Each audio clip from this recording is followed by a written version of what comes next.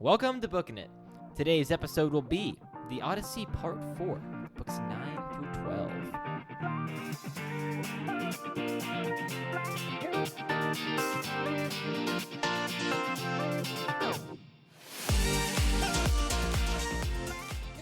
Hey everyone, and welcome back to Booking It. I'm of course your eloquent host, Cooper Cobbs. Join me today are my three fine friends. Over there we got Mr. Bryson Boswick. Hey everybody, I'm back. And across me, Mr. Tanner Lewis. Ayo. And then to my left, Mr. Isaiah Oretsky. Hello. Decked out in a mysterious gold and blue Mysterious. thing. They're no longer I don't know. mysterious. They What won. do you mean I mysterious? know. She is wearing it proudly, very proudly. Isaiah's wearing Go blue. his Michigan. I know. He wishes he had pants right now. I was actually really happy for them. My family all wanted Ohio, but you mean Ohio. Washington? no, They weren't even in it. no, earlier, like not in the But- when championship. Michigan played Ohio State. Yeah, you when mean? Michigan played Ohio State, like, Wow, that's to like- get there, they wanted Ohio versus Michigan. Why? If y'all don't hear from Tanner or his family again, it was Well, not me. Hey, it's been a good year, right? The I Rangers- said I was cheering for you. guys, the Rangers won the World Series. Yeah, Michigan won the championship. Exactly. This has been. Everybody's happy. So Oh, and Yes, I won yes. our fantasy football thing And that Tanner we finally didn't look won at. fantasy I football. haven't touched that thing in months. I didn't touch it either, and I picked it up the other day, and I'm like, oh, I won. By the way, if you're listening to this for like the 20th time, you might wonder to yourself, like, why do we keep introducing each other?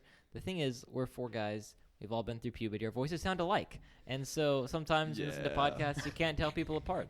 I listen to podcasts Well, and with you never two know guys. if one of us is sick. Or, you know, hold on, let's just go with Like the better me, answer I'm of if definitely there's sick right someone new listening to the episode. Yeah, starting at point 4. Part 4, yeah. I mean, you never know. If someone Yeah. just finds the episode. I know. All right, well, I'm glad you guys have joined us. We're back in the groove after the winter break, getting back to school, and it's really fun. So, okay, Ooh, opening school. thoughts, guys. We had books 9 through 12. Probably the most iconic part of the Odyssey. Yeah, where nothing really happens. He kind of just ends up in the same place he started at. by What do the you mean end of it. nothing happens? It's like the most Nothing. action-packed part of the Odyssey. No. A bunch happens, but he ends up basically at Right, the 'cause same point. Well, because he was at tells the beginning. story. It's him telling the story. No. So he's already in one spot. No, but I'm saying in the story, he starts at one point. After everything goes on, he ends up right back where he started. Essentially. Yeah, that does happen. It's a big Wait, hamster wait, wheel, wait. is what I say. Twice, exactly. It's just a really big hamster wheel. Any guys have any opening thoughts on what we read? I was really disappointed in Odysseus, to say the least, Really? over this whole, this stretch of 4 books. I don't know. I just always saw him as a great leader, someone that was always willing to show hospitality and be a bit more humble. But I don't know. He's fought in the Trojan War, so alongside Agamemnon and Achilles and all of these super, super prideful men that live only for glory, literally for glory. And he's on this trek just to get home, and he keeps stabbing himself in the back. I don't know how else to explain it. Like, he and his crew. This is his crew from Troy, correct? Yeah. I'm I pretty think sure. so, yeah. Because, for some reason I started thinking that this was a Phaeacian crew, but no, this is his Achaean crew. Yep. And they just keep on. They were so Oh close. my goodness. So close. They can see the harbor twice. We'll get there. Yeah. Okay, yeah. I don't want to the run away extreme with it. incompetence of just his crew. But is yes, I astonishing. specifically in my notes I wrote down the words stupid and dumb multiple times. I was definitely thinking that, dude. Yeah. I mean, I knew it was coming. So my first introduction really to the Odyssey was the author of the Magic Treehouse series, Mary Pope Osborne. Oh. Has like a couple of kids' books on the Odyssey. And so I think the first does. volume might be like these books. And so I thought that this was just like the Odyssey was his story of like going through all these adventures. But no, it's like one small part of the Odyssey, Yeah. which is recounting his journeys, not even like experiencing them. Yeah. So that's kind of my background, but I knew that was gonna happen because I'd read that, and man, boy, I remember A waste of my time. Yeah, no, I don't remember like what it's like the VidAngel version. It's but except it was less choppy. So I don't know like how she managed to work around these things that are that are not PG in here. But I don't know. Anyway, so it's the most famous part. I really enjoyed it. I mean, it's a lot of fun. It's action packed. Yes. Some of the stuff Yes. is actually pretty brief, like the Sirens and the two Oh my Whirlpool goodness, yeah. Giants. Don't take a lot of time at all. But it's rip roaring. It's fun. Cyclops Yeah, is here. Cyclops is in it. Cyclops, nobody. Yep, Yes. classic. So I'm excited. Any other opening thoughts? Tanner? Tanner. What do you think about reading attention it? to? What were your thoughts on the book? Thoughts? You finished it. Wait, hang on. Yeah. Tanner. You finished You read it, right? this, right? You finished it. It was guys. your favorite part of the book so far, right? I have a confession to make. Oh, a confession. Oh. I did physics. Yeah. Okay. And I am now 4 lessons ahead of all of you. Great. And this is a really important thing that I have to bring up before I tell you what I'm about to say. But we don't care about physics right now. Mom told me.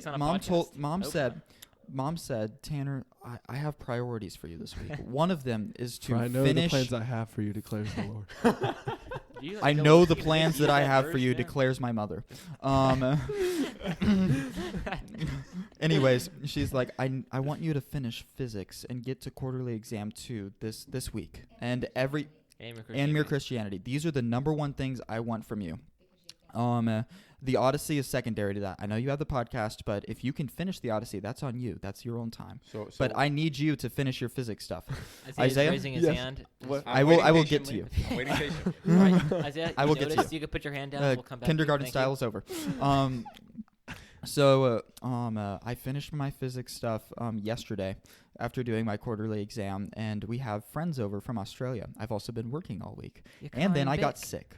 And so I was trying to listen to the audiobook, and I'm not going to lie, people, I kept getting distracted in the car, so I apologize. And that's why we've replaced Tanner, and our new panelist will be my mother, who's subbing for Tanner's mom. Yay. Making my debut. I have waited 4 years for this moment. Not 10, like Odyssey said. 4 years. So, hello, everybody. I am Cooper's mom, and I'm proud of it. I haven't even waited that long, and somehow I got on before. I'm sorry. We got promoted past mom pretty fast. I do know all the sections, though. I will say that. All right, great. Well, we're going to move into our next segment. I'm not ignorant. Affectionately titled Sarcastic Summaries. And yes. Mom's going to... I've also been waiting for this moment because Cooper confesses on the podcast all the time about all these books that I allowed him to read when he was too young.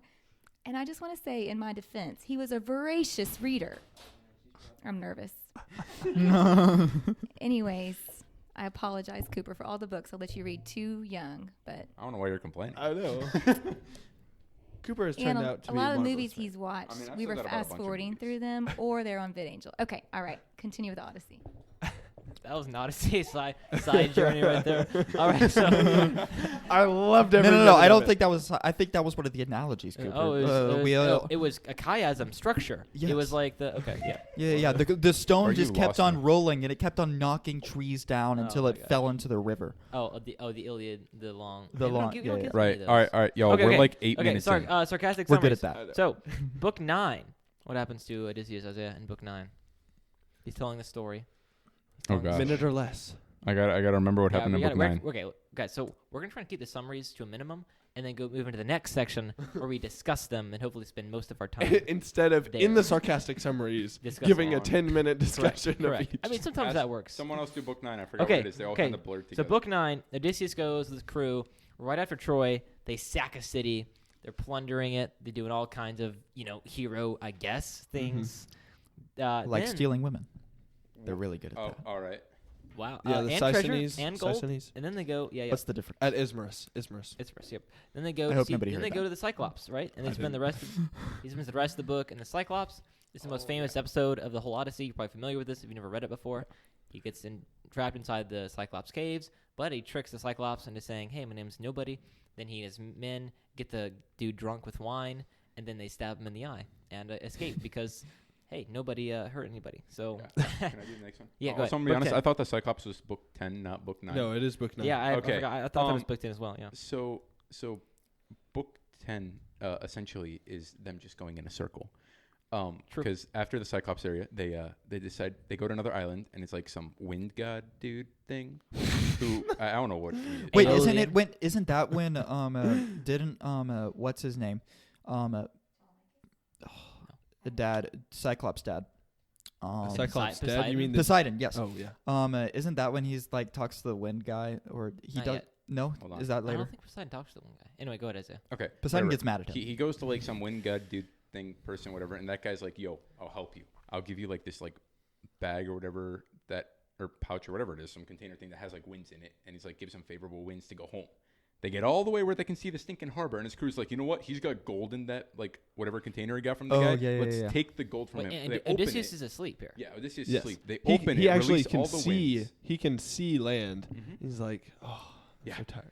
He's like, yeah, sees land, goes to sleep. His crew opens the thing, releases the winds. It causes a storm and sends them right back to the island they came from. Yeah. Yeah, and then after that, they go to Circe's island. And they were like, and Odysseus like, hey, can you help us again? do that again? And he's like, you have been cooked, my friend. I will not deal with you anymore. Aeolus. Essentially, yes. I think that was Aeolus. Yeah, Aeolus. Yep. And they go to like see some cannibals, and that was kind of weird. That was. Yeah. I'm not going to question it. I don't question anything that happens in Greek mythology. Yeah. All right. That's wise. Then That's really wise. Okay, Bryson, tell us what happened on Circe's island at book 10. Book 10? Wait, wasn't Isaiah just saying you book keep 10? Going. Mine was too long. Keep going. Yeah. Okay, so Circe's island. He sends some of his men to go just scout out the island, and they end up getting turned into pigs. Yep, another famous scene. After Circe feeds them, right? Feeds them. They drink her potions and stuff. And then one of Odysseus' men didn't take the potion. He comes back, ends up getting Odysseus to go, and then there's this one guy who's like really smart. He's like, hang on, I smell something. He became my favorite character in the whole book for a section right there. Only competent crew member. Exactly. On Odysseus' ship. And so then, isn't he the one that broke his neck? Or is that a different guy? Oh, the guy who eventually fell. He was sleeping, rolled over, and fell. Actually, I don't know. Oh no, that was. I'll look that up. Euripus or something like that. No, it wasn't him. Oh, okay, never mind. So then, while Odysseus is going back, he meets Hermes on the way, and Hermes tells him to. What is it? Oh, he gives him like a small potion to then drink, so he wouldn't be lulled by Circe's spells. Yes. And then basically gets Circe to promise that she won't hurt any more of his men. Eventually turns them back into humans. He goes I wanted and them to stay the pigs that they truly were. He goes back, gets the rest of his crew, leads them back into this horrible place where they end up staying with Circe for a year. Isn't that because he fell in love or something? Oh, well, yeah, he's like, complicated. Yeah, it's like, Odysseus, please stay with me. And he's like, I'll consider it. And then 1 year later, they're still there. He is in extreme urgency. He's urgently wanting to get home. It just, you can see the angst in his spirit. I think that's about it for book. Yeah, I think book that's the end of book 11. Yeah, and then book 11. Book 10. Going into book 11. His crew and him are kind of like, all right, probably got to get home. And then Circe's like, we got to go see the dead prophet guy. Yeah. So they go to the. So I'm unclear. They don't like go into the underworld. They like call up the spirits. Think of like what they did in Percy Jackson, where like they call the spirits to come up and they're like on the other side of a river. Imagine like I was imagining. It's a metaphor. I know. River Styx, but I was imagining Christian and the River of Death in between the Celestial City. This is Greek mythology, not I know. progress. I kept trying to go into that though. Christianity I was is just baptized. like imagining something totally different than that. I don't know. In my mind, it was just like what they did in Percy Jackson, where like they dug a grave, they put some like. Oh yeah, put like McDonald's and Happy Meals. Yeah, some stuff like that, whatever. And then like the ghost came up and they were talking to them. Oh right, it was funny because it has the bones of horses and stuff in it. Like that's what that's the reason that they did all of that stuff. Okay, dude, it was a funny play on McDonald's. We're still summarizing. We'll come back to this later because it's a very important section just for like his journey. Yes. But suffice to say, they see a bunch of people who were formerly dead. Yep. And are talking to them like Agamemnon, Achilles. We just see some of our old heroes. Ajax. His friend who Ajax. His friend who randomly like died for rolling off his bed. Oh, they always tell you you're more likely to die rolling off your bed than being eaten by a shark. Well, tell that guy. Elpenor. It's Elpenor. Yeah. Yep. He was so drunk that when they started waking everyone up, he like freaked out, rolled off the bed, rolled off the balcony, and died or something like that. All right, Tanner. He was sleeping on the roof. Turn to page 252. Never mind, my bad. 252. You're going to read what they finally get to see the guy they came for, the dead prophet, and he tells Odysseus what must happen. And Tanner is turning there because we need to give him something to do, I guess. Now I'm being pitied. That's just harsh. Okay, starting at line 100. Wow, it's a pretty long section here. Yeah, it is. Should we break it up? Should we do you want me to break it up? I can prioritize. What do we need? What are we prioritizing?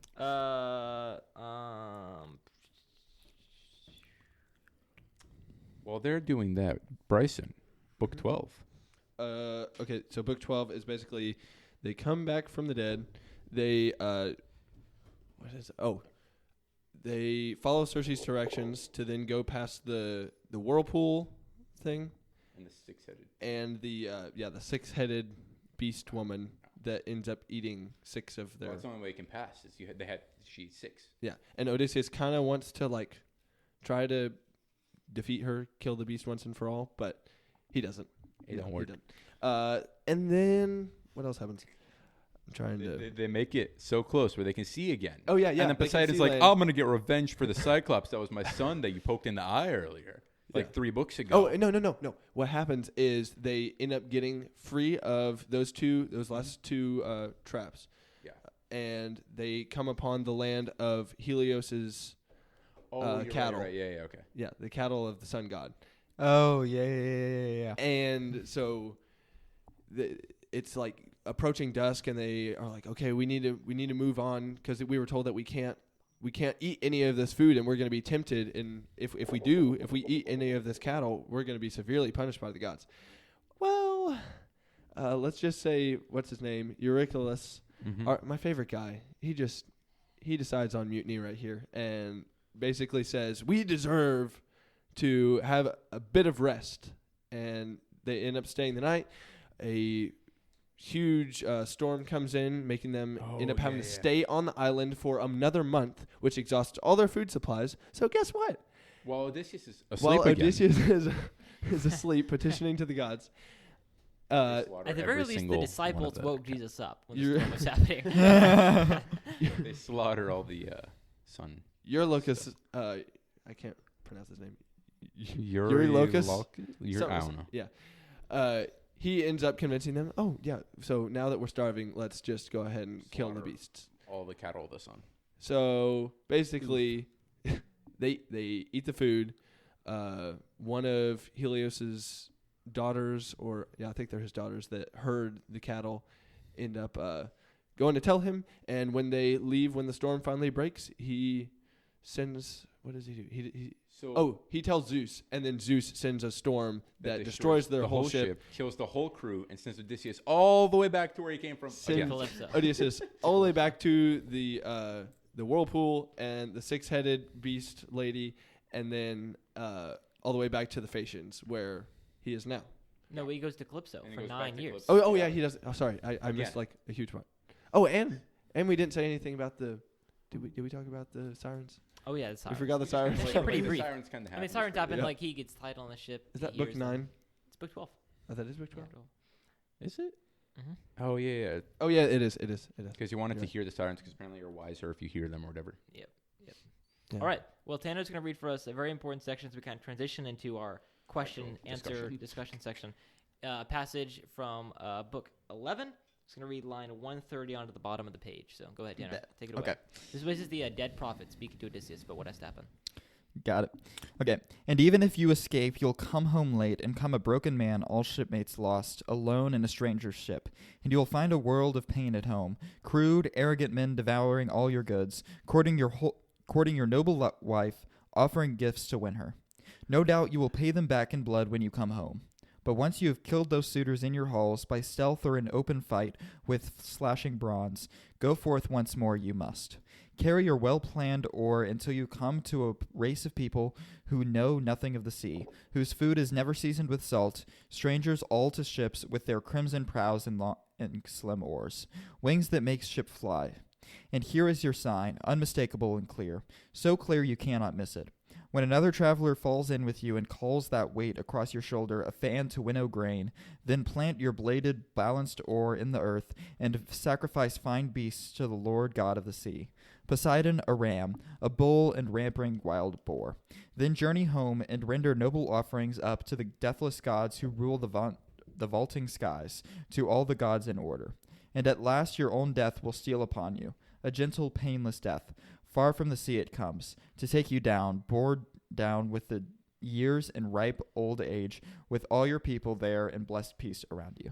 Great. So before that, he kind of describes it's going to be a long time for you to get home. It's going to be a lot of work.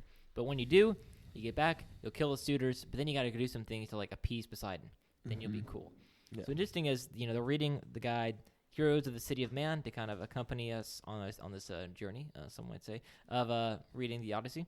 And it turns out, what he points out is that basically he's going to get the benefit of being a hero in life, getting glory in life, but also not suffering for it like Achilles did and dying in battle. He's going to suffer far away from the sea, peaceful, restful death. So I find that interesting. Mm-hmm. Yeah. Okay.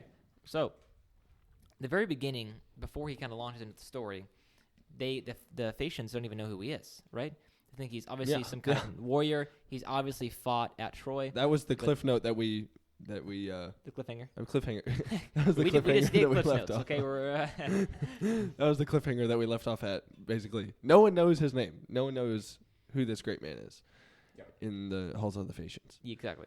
So it's actually a pretty common theme that Odysseus uses not to reveal himself like that, because even in the Cyclops, he goes by nobody, but he can't resist himself, and so he's like, "Hey, it was Odysseus, haha, who got you?" And then like a rock comes flying out. I'm just like, why? Yeah, Then he's like, pride. Poseidon, please, cause Odysseus, and then Odysseus is like, oh yeah, probably shouldn't have said that. But why is it such an important theme? It's recurring. It's very common to see. What is the point that Homer's making here? What's the kind of the theme that he is playing with and exploring through Odysseus? Do people respect you for who you are, or who you are named? I don't know. I didn't say that right. 21st century interpretation. Obviously. No. I'm gonna try and say this correctly. What I actually meant to say. Do people respect you for the kind of man that you are, or the man who you have come, like what you've previously done? Do people respect you for who you are, or what you've done? Yeah, who you are or who you were. Yeah, is what you're saying. See, I don't have words today. We know. I think my mother would like to speak. Well, I can't tell if I'm really an invited guest. I don't think I am. I think I'm just present in the room. I don't know what the right answer is, but I'm wondering, is this at all Odysseus thinking, can I trust you? Do I not share who I am because I don't know if I can trust? I don't know. He's trusted everybody, literally everybody on this whole trip. Like, they even found they found this random island in the middle of nowhere that they got shipwrecked on, and they have no idea who lives there. Oh, it turns out it's a civilization of, I can't say civilizations. It's a city of giants that are going to end up taking all of his fleet except for one ship. Well, are they like giant cannibals too, right? Yeah, they're giant Something cannibals. like that.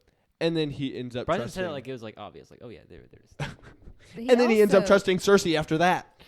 I'm just like, what is going on? This man has way too much faith in the people he runs into. But he also wants his name to be known, which is why he doesn't keep his name quiet. Yes, when the Cyclops probably because he is does. Asking I'm him. assuming maybe then it's just he waits to say his name until he does something great, because like a Cyclops, he didn't say anything till after you bested Yeah, he Cyclops. needed to make sure that he took credit for that great action. Wait a second. and second. didn't take credit. I have for like I have a really bad example, right? It's like when people leave signs right after they've done like a crime or something, or like like Home Alone. We're all thinking it. Home Alone. We are.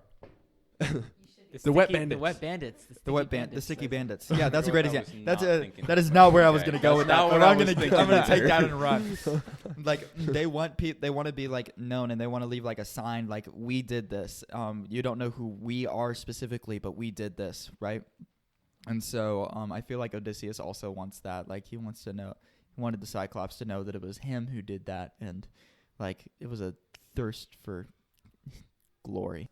I mean, I think he just Peter Leihart talked about it in the book a little bit, but like, it's just kind of an important thing because number one, Odysseus is a bit of a different hero than like Achilles or Hector, as in like he's not gonna he doesn't brag about his how many people he killed necessarily. It's all about his craft and cunning, his skill. Yeah. And so like Isaiah says, it's more of like he has to go unknown for his deception, and then he can like claim the glory afterwards. So Or if it fails, he can be like, "That wasn't me. That was nobody." Exactly. That was not who is this Odysseus you speak of? I'm not familiar with him. Yes, must be a handsome fellow though. Okay, so book 11, we talked about it. hugely significant. Tanner read the long passage from it. It's a journey to the dead. We meet all of our old friends from the Iliad, like Achilles and Ajax and Agamemnon. We also meet his mother and Hercules. We do. So, okay, speaking of our old friends from the Iliad, what do they say? What advice do they give to Odysseus? What bearing does that have upon his journey? Well, Agamemnon says to not trust women anymore. Yeah, I mean, I understand it. If your wife killed you in the bathtub, then is that what's happened, right? Well, I'm pretty sure that it was the guy that killed him, but his wife watched him do it. Gotcha. I think. I'm not sure, but yeah, the last thing he saw was his wife staring at him in hatred, basically. So of course he's gonna die and go to the underworld, probably thinking not to trust that trusting women is a bad idea. When his wife, the one he loved, he did spend years apart from her with plenty of other women, and I don't know. He still claims to loved her, so it was kind of crushing to go back and then be murdered by her and another guy. Yeah, that's pretty brutal. I also think that in Greek, let's be honest. Let's look at Greek mythology. How many women are actually trustworthy? The thing is, Greek Penelope mythology? is though. He's like, listen, I know I had this sad story and I gave you all this advice, but also Patriarchy. Penelope is one of the good ones, right? She's one of the good ones.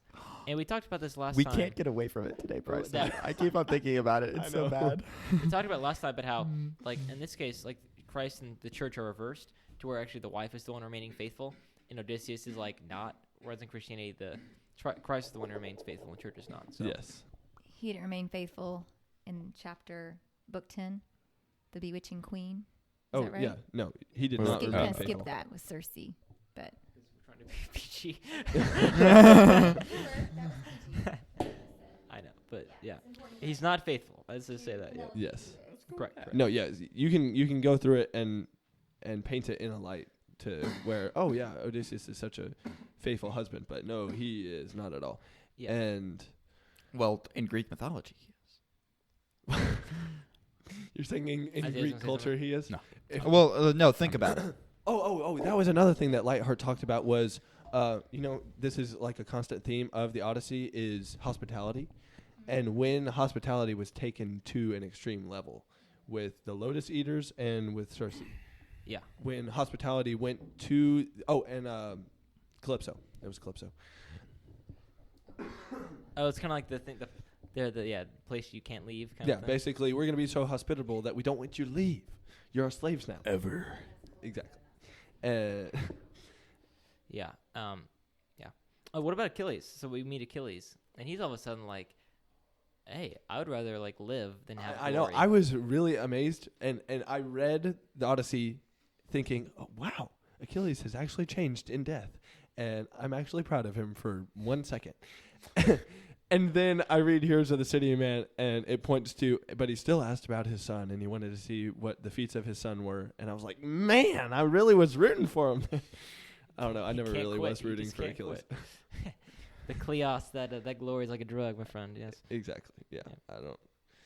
He can't get away from it. All right. So what about the journey of the dead, more broadly? What does it signify about? It's really a turning point in his character arc. So what is it about this journey and talking to the dead that makes him, different by the end of the story? I don't want to say it, but death, burial, resurrection. Amen, brother. Amen. Preach it. Hallelujah. Come on, y'all. That's what we were saying. Yeah. The Bible old is time everywhere. Yeah. I mean, even the Odyssey that was written. I'm not gonna. Now, this does not mean that every single element of the Odyssey is perfect because of it, but it is true that definitely not. The Odyssey is a powerful retelling of. Wait a second. What do you mean?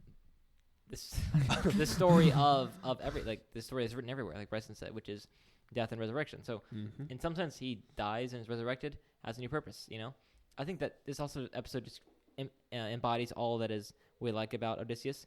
He's gonna have to overcome obstacles. He's gonna suffer anonymity, Exactly what I was thinking of. He's gonna suffer through his dumb crew, his stupid crew, as Bryson said, Poseidon's wrath. But it's all like death and rebirth, like all the stuff this prophet tells him. You're gonna be near dead. You're gonna be alive again. You're gone. People might think you're dead right now. Then you're gonna be alive again. So the whole story is death, burial, resurrection. So yeah, and I didn't even see it until Lightheart pointed it out. But him talking to Hercules and Hercules saying, "Oh man, you're having a rough time of it too. I had to come down here once when I was still alive." He's basically saying, "You are a incarnate form of me. You are the new me in the living world right now." Because who says that? Lightheart specifically points out that both Odysseus and Hercules went through 12 different trials or 12 labors. Right. And yeah, That's Tanner in awe when he didn't read what we all read. quiet. Yeah. I've participated in discussion. Yes, you have. I'm thankful. You got lucky with the chapters. I really did though.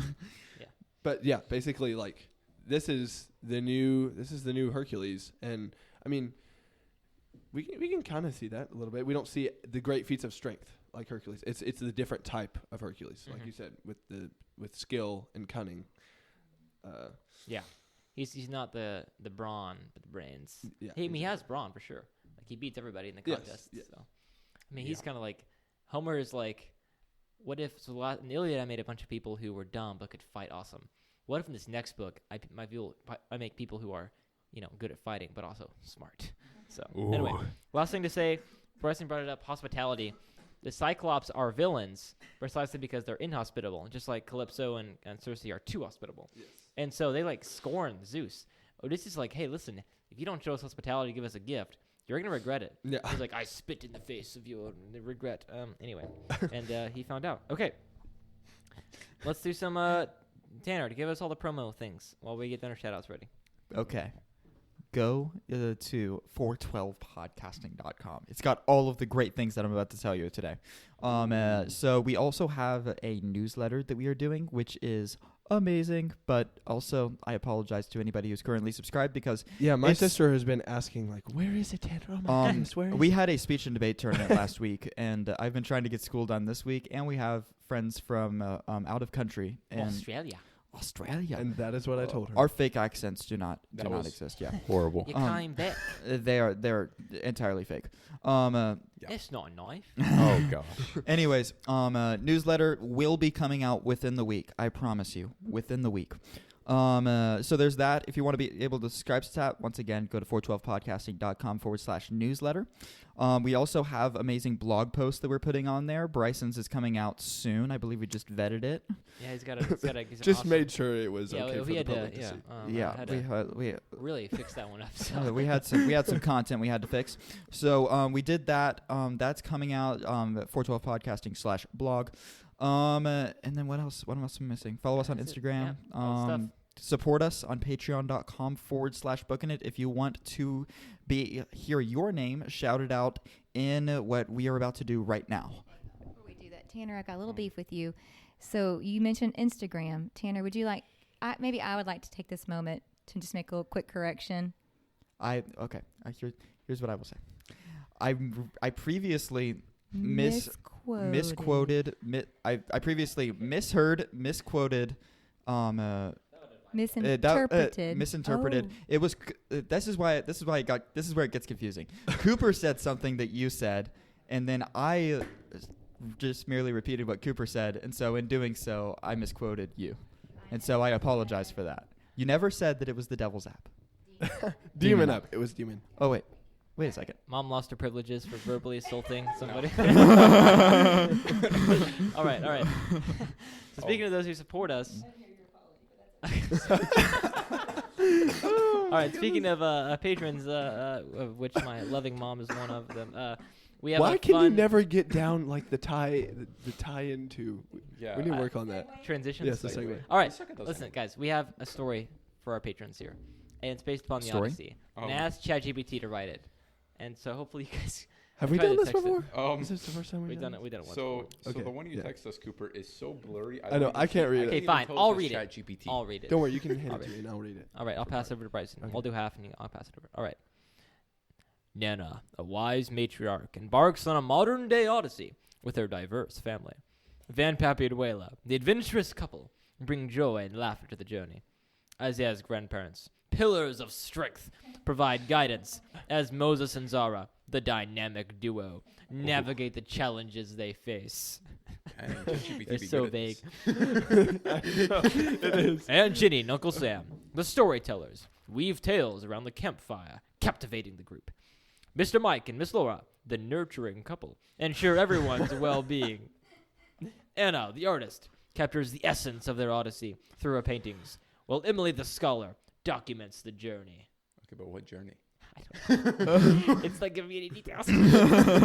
Keenan, the free spirit, adds spontaneity to the group. And Howdy, the lovable canine companion, becomes everyone's loyal friend. He literally just gave us one of our characters as a dog. Sorry, Howdy. Jenny, Miss Jenny, the inquisitive explorer, discovers hidden wonders, and Miss Hall, the healer, tends to the group's ailments. In this modern Odyssey, the characters encounter challenges, form unbreakable bonds, and discover the true meaning of family. As they navigate through life's twists and turns, they find strength in each other, making their Odyssey an unforgettable adventure. All right, I'm going to be honest. ChatGPT sucks. They literally knew the vaguest stories. I don't know what just happened. What story was that? It just told you what everyone's role was. Sign up and give us money, and you can be a part of that story. All right, we're generally better at You this. may be a cat if you sign up. We can All right, write we'll see you something next much time, better than everybody. that. Do I ever get to come back on again? You're done. What? Cooper, I'm pretty sure she gives want you more food airtime. every morning and a bed Until and next a time. roof. Keep on booking it.